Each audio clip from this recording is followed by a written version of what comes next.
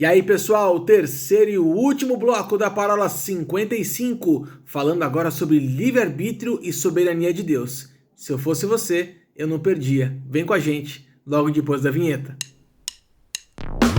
Os Paroleiros, todas as terças, quintas e sábados, uma nova roda de conversa bíblica e simples. Vambora, que hoje é dia de parola! Muito bom, então agora, sem respirar novamente, começamos o nosso terceiro bloco. Falamos até agora sobre aonde está Deus, aonde eu me posiciono diante de Deus no meio da tribulação. Falamos a respeito do caráter de Deus. E para poder fechar essa parola, eu acho que com chave de ouro, gente, nós vamos entrar agora num assunto, que é um assunto que a gente precisa bastante atenção, porque é motivo de muita discussão, dependendo da corrente teológica que as pessoas que estão nos vendo, nos ouvindo, podem ter. Então, nós vamos falar a respeito de livre-arbítrio e soberania de Deus, né? E aí a gente começa com, se fosse para fazer agora essa série de perguntas, né? Porque quando a gente tem sofrimento e dor, o que mais tem é pergunta, gente. Só tem pouca resposta, mas tem muita pergunta, né? A pergunta que a gente tem que responder agora nesse bloco é assim: por que Deus não fez nada? Por que Deus não impediu que tal coisa acontecesse? Por que Deus não impede a maldade no mundo? A questão do livre-arbítrio, eu acho que é a chave para a gente entrar nessa discussão. E deixa eu ver o olhar do Wilson, se o Wilson quer abrir essa. Quer abrir essa, Will? A cara dele, Você ó. adora falar sobre livre-arbítrio, né, cara? É a cara dele. Não, essa é a cara dele. Eu gosto de falar sobre esse tema, e você que está nos ouvindo, eu recomendo que você busque um livro de um teólogo chamado Marcos Honório, onde ele fala sobre a questão do livre-arbítrio e da soberania de Deus. E eu gosto de um exemplo que, numa entrevista, a filha do Billy Graham, ela é questionada a respeito de 11 de setembro. Isso aqui todo mundo conhece a história. E aí questionada a respeito do porquê que Deus, então, permitiu, né? E aí a gente vai tocar naquela questão da vontade permissiva de Deus. E aí ela responde assim, mas por que vocês estão falando, né, que Deus permitiu isso, se na verdade vocês tiraram Deus das escolas, se vocês tiraram Deus de todos os lugares onde ele até então ele estava, porque vocês deixaram de exercer as orações, de exercer o seu ato religioso? Então, na verdade, não é que Deus permitiu, vocês excluíram Deus, né? E eu gosto desse tema de livre-arbítrio porque a gente acaba tocando num ponto, invariavelmente nós vamos tocar num tema onde vai dizer sobre a questão da soberania. E eu gosto de uma ilustração. E essa ilustração é que você que está nos ouvindo, você que está nos assistindo, eu gostaria que você tivesse na sua mente. Imagine que você está num transatlântico, você está fazendo um cruzeiro com a sua esposa, com a sua família, que seja, você saiu do Porto de Santos e o comandante, capitão, sei lá como chama a pessoa que governa o navio, ele fala assim, bom, nós vamos sair daqui de Santos e nós vamos até a Bahia. Então existe ali um rumo. Nós vamos sair de Santos e vamos até a Bahia. Agora, esse é um transatlântico, e lá tem piscina, lá tem restaurante, lá tem salão de dança. E esse comandante, ele está seguindo a sua rota. Então, nós sairemos de Santos e iremos até a Bahia. Só que ali, naquele navio, você tem pessoas que estão na piscina, pessoas que estão dançando. E em um determinado momento, uma pessoa decide se matar. O que isso interagiu no rumo de sair de Santos até Bahia? Isso me mostra que nós temos a questão da soberania de Deus como sendo o capitão, esse comandante desse navio, porque nós iremos chegar à nossa pátria celestial. Jesus vai voltar, ele vai levar a sua igreja, nós iremos reinar com ele no reino milenar e tudo mais no aspecto escatológico. Mas sabe, nesse caminho todo, você que está nos ouvindo, que talvez ainda não aceitou a Cristo como Senhor e Salvador da sua vida, essa é uma opção. Mas você também tem a opção de não aceitar a Cristo. E está tudo bem, porque na verdade isso é a beleza do livre-arbítrio. Você tem a mesma opção de estar conosco em uma posição ou não estar. E aí é que está o ponto, porque nós questionamos a Deus a respeito da sua soberania, quando, na verdade, muito delas diz respeito a nós. Eu gosto de um texto de Provérbios que diz que o tolo, ele pratica a sua estultícia, ele culpa a Deus. Então, veja, a responsabilidade quanto à salvação é minha e sua. E aí eu deixo um exemplo para você. Nesse domingo, nós tivemos ceia na nossa igreja. E ali, eu estava dando aula na escola dominical e o diácono entrou na sala e falou, olha, o pastor pediu para você também ministrar a ceia aqui no discipulado. Eu falei, amém. E aí eu distribuí o pão, o vinho, né, o suco de uva e tal, e chegou com um rapaz na sala, novo na igreja, e ele falou, não quero. E aquilo mexeu comigo. Eu perguntei, por que você não quer? Você não aceitou a Cristo ainda como Senhor e Salvador? Ele fez assim, mais ou menos. No meu ímpeto, eu ia falar para ele assim, mas não existe mais ou menos com Deus, né? E eu falei, você quer aceitar Jesus agora? E qual que você acha que foi a resposta dele? Rapaz, eu tô com a ceia pronta, a mesa fala. Era a oportunidade dele. E ele simplesmente vira para mim e fala assim, não, eu não quero. E ele faz assim com a mão. Aquilo me frustrou tanto no domingo. Chegou a noite, o pastor Janduí me encontrou e aí, como que foi isso, a escola dominical hoje? Falei, pastor, foi bênção, a sala estava lotada, mas eu me frustrei. Ele falou, por quê?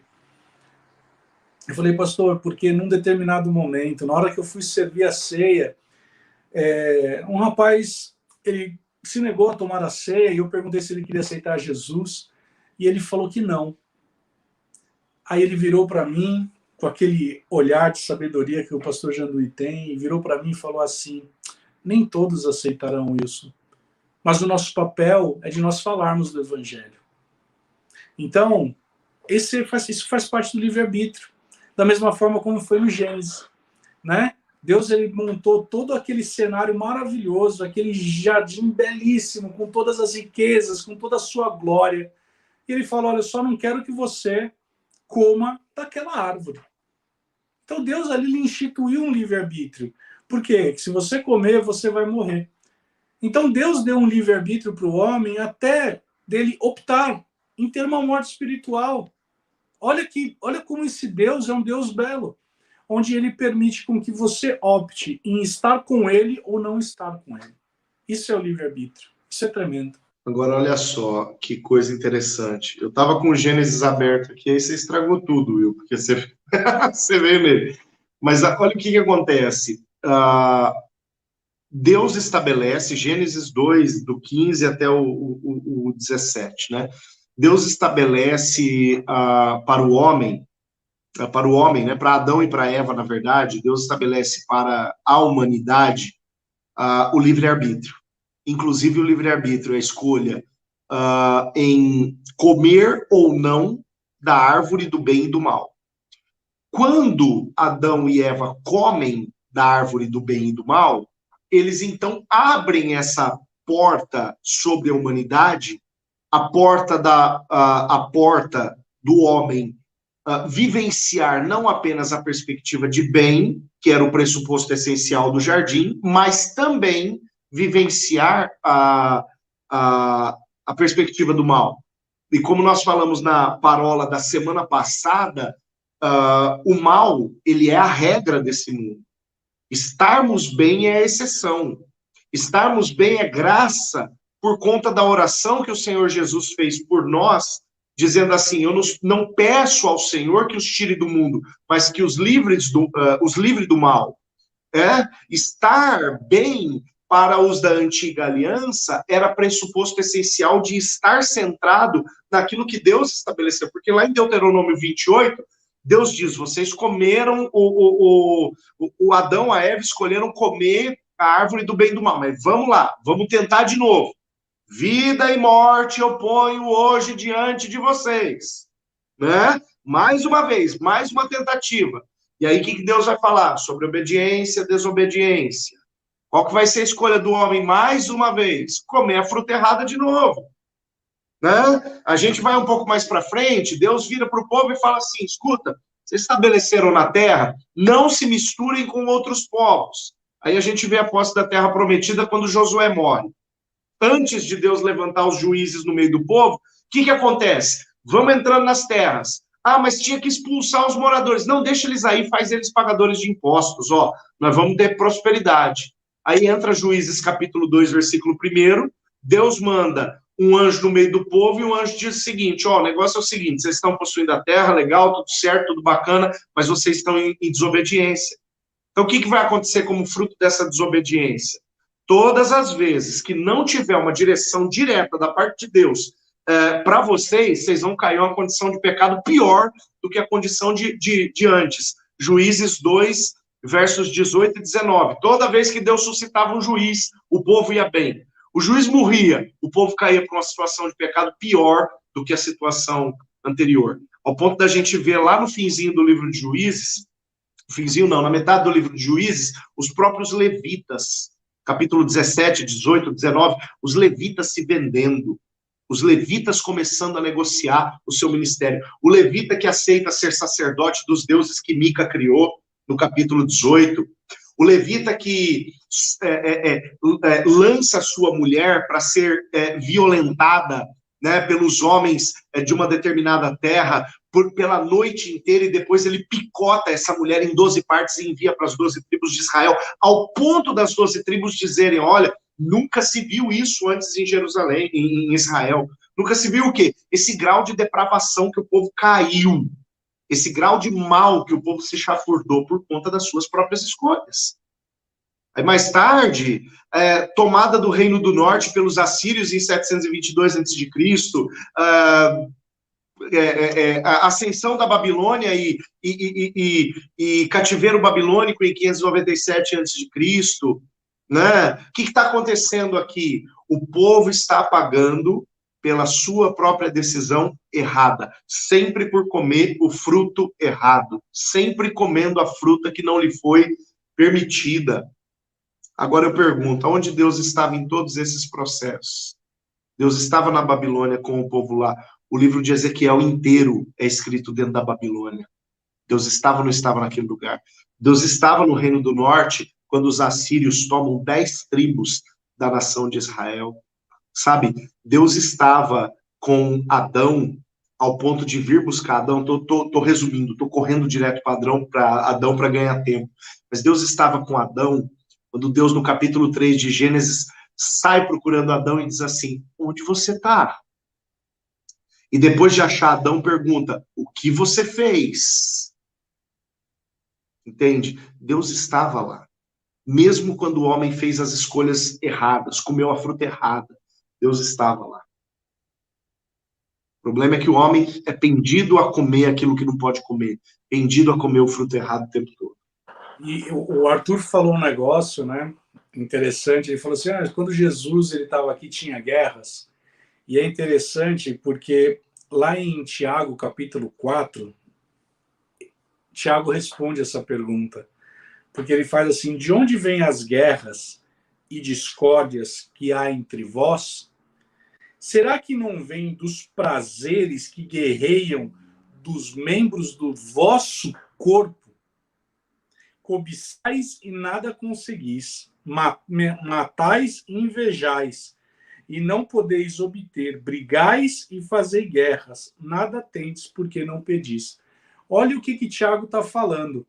Tiago está falando, olha, todo o orgulho, toda a ganância faz com que vocês estejam vivendo essa qualidade, essa condição de vida.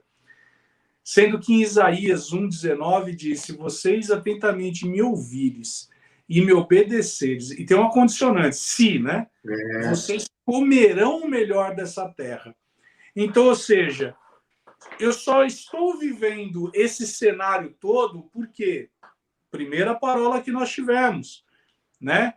O mundo jaz no maligno. Existe um sistema engedrado aqui que implica na ganância, implica no orgulho, implica em eu querer ser sempre algo. É o sentimento que tinha em Elias. Só sobrou eu, campeão, não sobrou só você, existe mais 7.000. E aqui ele está falando, existem as guerras porque vocês querem cada vez mais a ganância em cima de ganância. Mas sabe de uma coisa? Se vocês se sujeitarem à palavra, se vocês se sujeitarem a Deus, se vocês conhecerem a Deus, de novo, Daniel 11:32, parte final, vocês vão herdar uma terra e vocês vão experimentar da bondade de Deus sobre a vida de vocês. E melhor, um plus a mais, extra, aqui, você vai comer o melhor da terra. Então, se você não está comendo o melhor da terra, meu irmão, acho bom você olhar para dentro de você. Deixa eu completar a sua frase. Se você não está comendo o melhor da terra, é porque você já comeu o fruto errado. Falando ainda dentro desse assunto de livre-arbítrio, né, eu estava aqui pensando cá com meus botões, com meu zíper, como seria um mundo sem livre-arbítrio, né? Vocês já pararam para imaginar que tipo de relacionamento as pessoas teriam com Deus num mundo sem livre-arbítrio? Né? Tem uma música que eu escutei muitos anos atrás, na verdade, só aquele que é livre, ele pode escolher a quem amar. Liberdade para escolher a quem amar. É esse tipo de liberdade que Deus dá para mim e para você, para que a gente possa deliberadamente... Eu acho que o Arthur podia cantar a música para a gente. Mas, gente, seria um mundo extremamente complicado, porque assim, da mesma forma que Deus não interfere na nossa escolha por amá-lo, ele também não interfere na escolha das pessoas por rejeitá-lo. Né? E da mesma forma que a gente faz coisa boa, existem pessoas que fazem coisas ruins. Agora, se Deus impedisse somente as pessoas ruins de fazerem as suas más práticas, então não haveria livre-arbítrio. Né? Porque a gente parte do pressuposto do livre-arbítrio só para a parte boa, mas não. Né? Se Deus impedisse somente as pessoas ruins de fazerem as suas atrocidades, então também não haveria livre-arbítrio. Vamos pegar aqui um contexto bem simples, um ataque terrorista, vamos dizer assim. Para vocês, qual seria... Contexto bem simples, bem de boa. É um contexto bem uma coisa básica.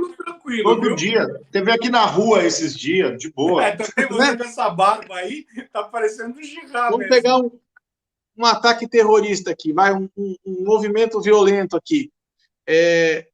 Qual seria o número aceitável de mortes? A gente se sentiria bem se fossem, em vez de 5.000 mortes, tivessem só 100 mortes? Será que a gente se sentiria melhor com isso? Não. Correto não seria nos sentir mal com qualquer tipo de morte.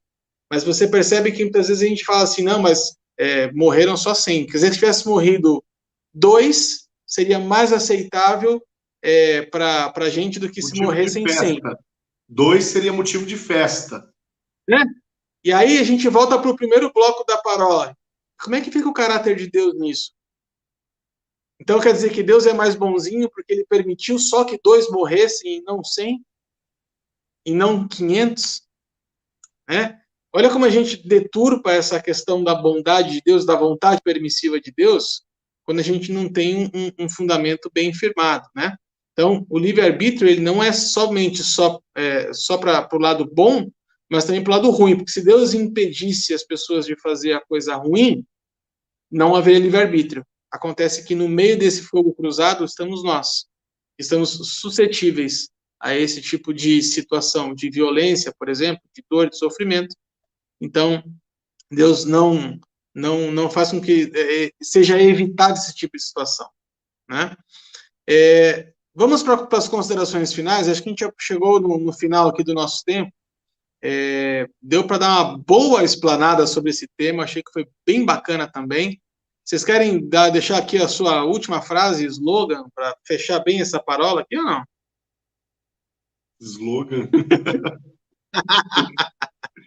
eu vou usar uma frase que eu falei na parola da semana passada e que eu acho que cabe bem nesse final. Né? Aliás, dentro desse tema, é algo que Deus tem falado muito ao meu coração e que eu quero que fique muito gravado no coração daqueles que acompanham os paroleiros. O mal é inerente a um mundo que jaz no maligno. Né? Vivermos o bem é a exceção que Cristo nos concedeu pela sua graça e pela sua misericórdia. Muito bom. Então, para chegar aqui ao final dessa parola, nós vamos deixar aqui no descritivo do vídeo, também nas nossas redes sociais, 2 sugestões de leitura dentro do tema, né? A primeira foi uma que o Cinho colocou aqui, que é Soberania ou Livre-Arbítrio, do pastor Marcos Honório Júnior, tá? E a outra sugestão de leitura que a gente vai deixar para vocês é um livro esse é livro de cabeceira. Esse não vale, esse é obrigatório. O segundo livro que a gente quer sugerir para vocês é de um autor chamado Timothy Keller, também bastante conhecido. Um livro chama Caminhando com Deus em Meio à Dor e ao Sofrimento. Nós vamos deixar aqui o descritivo desses livros, o link para você adquirir, se for do seu interesse. Então, a gente quer agradecer mais uma vez a audiência, você que permaneceu conosco aqui, e esperamos você na semana que vem com a paródia de fechamento desse tema, então, dor e sofrimento. Deus e o sofrimento. Gente, obrigado mais uma vez. Obrigado, Paulinho. Obrigado, Ilcinho. Sempre bom parolar com vocês. E até a próxima, se Deus quiser. Um abraço.